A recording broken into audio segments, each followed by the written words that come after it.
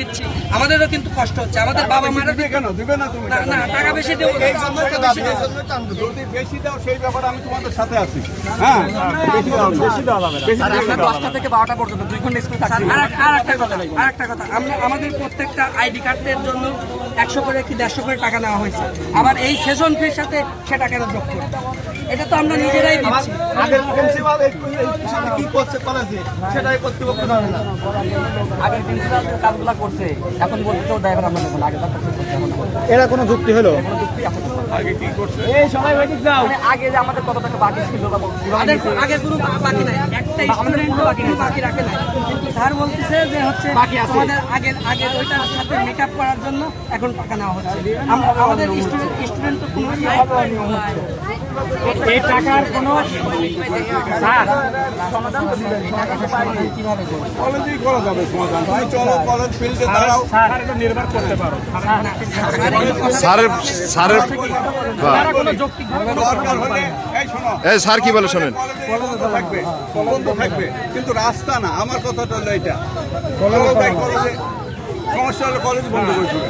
সরকারে কলেজ দিয়ে একদম বলতে সারের হারে তো নির্ভর করতে পারো। সারের উপরে একটা কথা বলো, সারের হারে তো ভরসা করো। অসংখ্য ধন্যবাদ আমাদের প্রাণপ্রিয় স্যার, ধুলাই উচ্চ বিদ্যালয়ের প্রাক্তন হেডমাস্টার গোলাম রসুল স্যার, যার অসংখ্য ছাত্র টিসি, এসপি এবং এমপিও হয়েছেন। অনেক অসংখ্য ধন্যবাদ।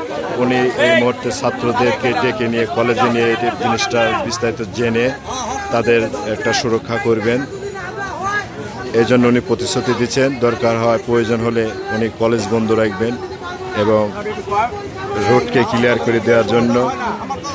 কলেজ বন্ধ রাখে দরকার হয়ে পারে, কলেজ বন্ধ করে দে।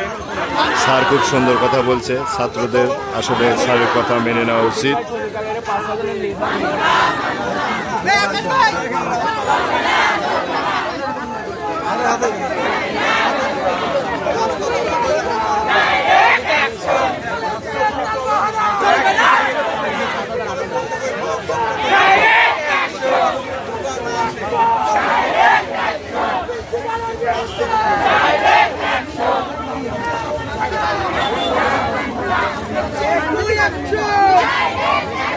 প্রিন্সিপালের বিরুদ্ধে উদ্দিন ভাই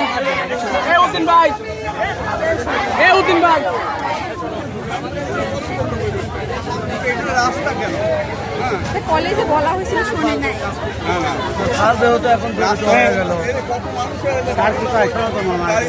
হ্যাঁ রানা একটু স্যারের সাথে কলেজে নিয়ে চলো, দরকার কলেজ বন্ধ করে চলে চলো। ধুলাই ইউনিয়নের ছাত্র দলের নেতা রানা আসছে।